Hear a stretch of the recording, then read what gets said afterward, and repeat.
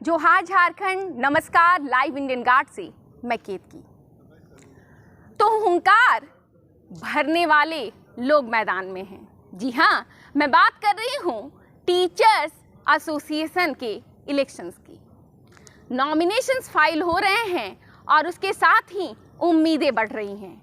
उम्मीदें कि कोई लड़ने वाला आने वाला है, कोई वो ऐसा व्यक्ति जो टीचर्स के लिए मुद्दों पर बात करेगा, जो हाँ बिना डरे, बिना किसी हिचक के आवाज़ बुलंद करेगा। तो एक के बाद एक अलग अलग पदों पर कितने नॉमिनेशन फाइल हुए आज वो हम आपको दिखाएंगे। लेकिन बात ये भी तो है कि हमारा नेता कैसा हो ये भी पूछना चाहिए।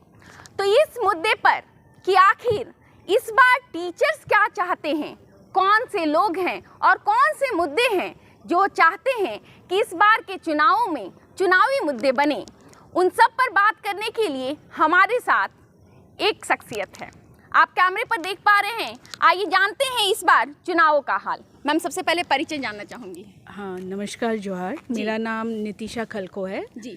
मैं बीएसके कॉलेज में हिंदी पढ़ाती हूँ। ओके। और आज धनबाद आई हूँ कि जो साथी नॉमिनेशन कर रहे हैं उनको अपनी सॉलिडारिटी भी दूँ और साथ ही साथ उन मुद्दों को जान सकूँ जो ये लड़ने की कोशिश कर रहे हैं, और जो मुद्दे शायद नहीं रेखांकित हों उनको हम लोग कह सकें कि हमें यह भी चाहिए जी। और शायद इस वजह से मुझे लगता है एक वोटर होने के नाते मेरी जो चुनौतियां हैं, सिर्फ मेरी ही नहीं लेकिन एक जब संस्था या विद्यालय, महाविद्यालय और यूनिवर्सिटी चल रही होती है तो वहाँ पे शिक्षक होते हैं, छात्र होते हैं और शिक्षकेतर कर्मचारी होते हैं। इन तीनों की समस्याएं क्या हैं जी, इसको एड्रेस करना बहुत ज़रूरी है, क्योंकि परिवार अगर बिखरा और उसमें कोई असंतुष्टि है तो फिर आपका मतलब होना किसी भी जिम्मेदाराना पोस्ट पर थोड़ा सा खटकता है। तो हम सबके लिए आंसरेबल बने, इसकी कोशिश हमारे शिक्षक नेताओं में है, नहीं है, ये एक बात हमारे एजेंडाज में आने चाहिए, नहीं आने चाहिए। और हम आपसे एक नेतृत्व जब आपको वोट करने के लिए आ रहे हैं सामने, तो हमें जो चाहिए वो हम आपको बताना चाहते हैं जी। और एक शिक्षक होने के बतौर तो जो चुनौतियां हम लोग महसूस कर रहे हैं, पिछले 1.5 साल हुए हैं मुझे इस विश्वविद्यालय से जुड़े हुए, और हमने देखा कि जॉब कंफर्मेशन जो 1 साल में होना है वो अब तक लटका हुआ है। तो जो पीछे की टीचर एसोसिएशन है या प्रशासनिक अधिकारी हैं, उनसे ये सवाल बनता है कि आपने ये क्यों नहीं किया। जी। दूसरा सवाल बनता है कि छुट्टियों की बातें आ चुकी हैं, छुट्टियों से भी इतर जो मेजर समस्याएं आ रही हैं कि ओल्ड पेंशन को लेकर के झारखंड सरकार ने हामी भर दी है, और उस हामी के बाद उसको इम्प्लीमेंट करने के लिए जो भी उच्च शिक्षा विभाग से बातें होनी है या एक विश्वविद्यालय के द्वारा दबाव बनना है, उसको लेकर के कितना काम हुआ है और अगर स्लो है तो क्यों स्लो है। ठीक है, तो ये तो शिक्षकों की बात हुई। आप छात्रों की ओर नज़र दौड़ा के देखें तो उनकी जो आवागमन की दिक्कतें हैं जी, वो जिस तरीके से दूर दूर से आते हैं, तो हम इतने बड़े प्रीमाइसेस और इतने बड़ी बिल्डिंगों के साथ ये उम्मीद करते हैं कि उनके आने जाने के संसाधन, बसेस, रेलवे के पास, बस के पासेस, जी, ये सारी चीज़ें उपलब्ध हो। साथ ही साथ छात्रों के लिए, सिर्फ छात्रों के लिए नहीं, छात्राओं के लिए भी हॉस्टल की सुविधा हम लोग चाहते हैं जी, कि उनको एक पूरा माहौल मिले कि वो 24 घंटे अपने शिक्षकों के साथ, शिक्षकेतर कर्मचारियों के साथ आसपास रहे, सेम प्रीमाइसेस में रहें और कुछ सीखने की पहल में ढले। कई बार होता है कि जो दूरियां हैं बच्चों के विश्वविद्यालय पहुंचने की, वो इतनी बड़ी बड़ी है कि वो इसलिए बस क्लास से छोड़ने का रिक्वेस्ट करते हैं हम टीचर से कि मैम इसके बाद ट्रेन नहीं है, इसके बाद बसेस नहीं है। जी। तो दुख होता है कि मतलब एक कॉन्स्टेंट समय में हम लोग कैसे उस पूरे सिलेबस को पूरा करें, कैसे बच्चों को हम रोक सकें, और रोकें भी तो उनके जाने की फिर जो दुविधाएं हैं वो हम कहाँ से मतलब क्लियर करने की कोशिश करें। तीसरा पक्ष है एनईपी लागू हुआ है जी, सिलेबस को लेकर के क्लियरिटी कई बार नहीं है जी, उसमें बहुत सारे कोर्सेज ऐसे ला दिए गए हैं जिसके शिक्षक बहाल नहीं हुए हैं। ग्लोबल सिटीजनशिप का एक पेपर है, अंडरस्टैंडिंग इंडिया का एक पेपर है, पर्सनालिटी डेवलपमेंट का एक पेपर है, साथ में हम लोग मैथमेटिकल एनालिसिस भी एक पढ़ा रहे हैं। और इसको पढ़ाने के लिए मेरी योग्यता सिर्फ एक सब्जेक्ट की हो सकती है, एक शिक्षक की। बिल्कुल। कई सब्जेक्ट की मैं नहीं हूँ मास्टर जी। तो उस अपॉइंटमेंट्स के टुवर्ड्स कोई क्यों नहीं बढ़ेगा। और विश्वविद्यालय अगर इस तरीके का एक लेटर निकालता है कि इन NAP के कंपलसरी पेपर्स को पढ़ाने के लिए 1000 रुपये एक दिन का क्लास लेना होगा और महीने में सिर्फ एक ही क्लास मिलेगा, कौन आएगा अपॉइंटमेंट लेने के लिए? ये तो एक तरीके से शिक्षकों के प्रति दुराचार है, बिल्कुल। एक शोषण है। एक महीने के लिए 1000 की कमाई कोई कैसे एक्सेप्ट करे? और उन पढ़ाइयों में अभी रिजल्ट बहुत ख़राब हुआ है। तो पॉलिसी मेकर्स से हम पूछना चाहते हैं कि ये क्या शिक्षक मेंटली प्रिपेयर हैं NAP को लागू करने के लिए? क्या उनकी जो चुनौतियां हैं उसको एड्रेस किया जाएगा? जो छात्र फेल कर रहे हैं जी, मेजर फेलिंग्स आई हैं जी, तो उसको कौन एड्रेस करेगा? अब ये दो बातें हो गई शिक्षक और छात्रों की। अब मैं शिक्षकेतर कर्मचारियों पे आऊँ तो यहाँ पे कुछ पोजीशंस ऐसे हैं कि लैक है, मतलब शिक्षकेतर कर्मचारी ही नहीं है जी। और आप कई अलग अलग कोने से जो कॉलेज में वर्किंग है SIS के गार्ड्स, आप उनको बुला करके यहाँ यूनिवर्सिटी प्रीमाइसेस की पूरी सुरक्षा में लगा रखा है। वहाँ पे कॉलेज का काम हैम्पर होता है। आप जिस व्यक्ति को एक दूरी से बुला करके नौकरी करा रहे हैं, आपने कोई इंक्रीमेंट उनको नहीं दिए। आप सोच के देखिए, जो लेबर लॉ कहता है वो 8 घंटे के लिए है जी, उससे बियॉन्ड आप काम लेकर के किसी के मानव अधिकार का हनन कर रहे हैं। तो ये मैंने सिर्फ एक सिंपल सा गार्ड का इशू लिया है। ऐसे ही कंप्यूटर ऑपरेटर्स हैं, ऐसे ही आपके लैब असिस्टेंट्स हैं। लैब असिस्टेंट्स कहीं जगह पे नहीं है, लैबों की हालत गड़बड़ है।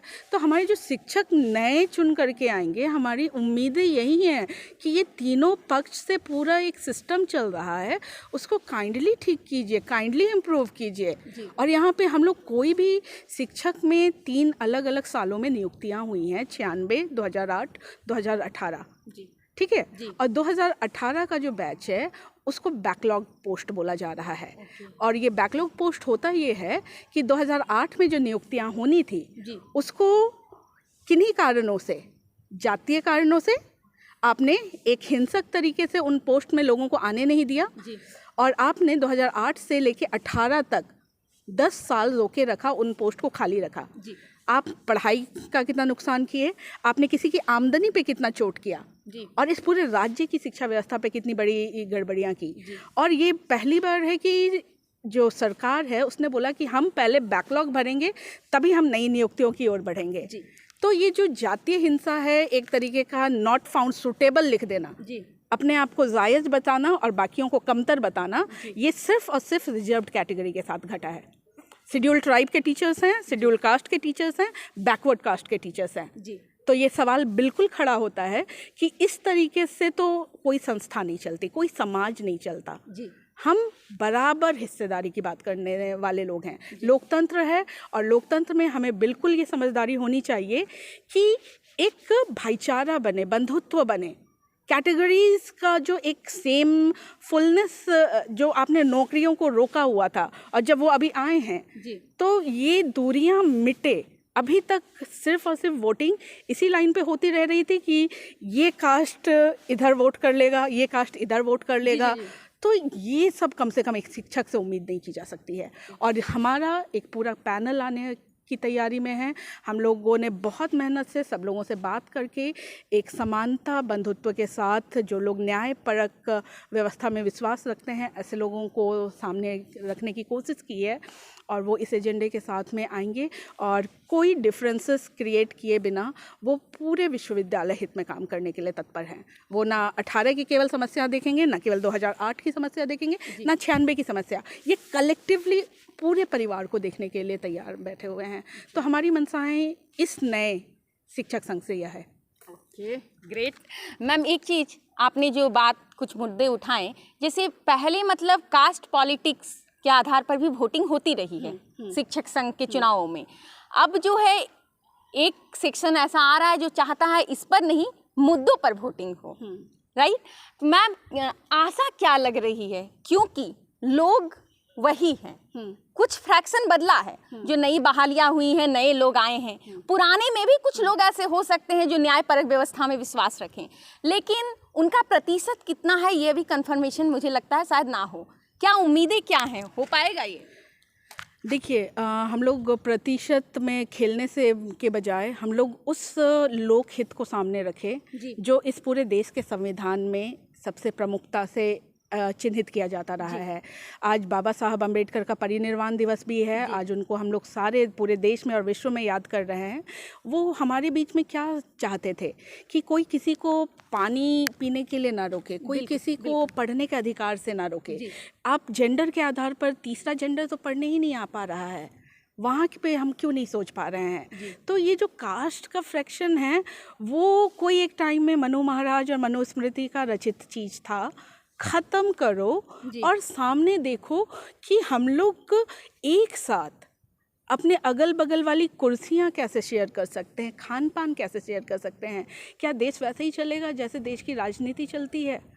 क्या हम लोग इस पर नहीं सोचेंगे? कम से कम पढ़े लिखे होने का दावेदारी जब करते हैं हम सभी शिक्षक, तो कम से कम इस चीज़ से तो उभरेंगे कि लोक कल्याण से परे कोई चीज़ नहीं है हमारा उद्देश्य। हमारा कर्तव्य यही है कि जो सही बात बोल रहा है हम उनके लिए वोट कास्ट करें।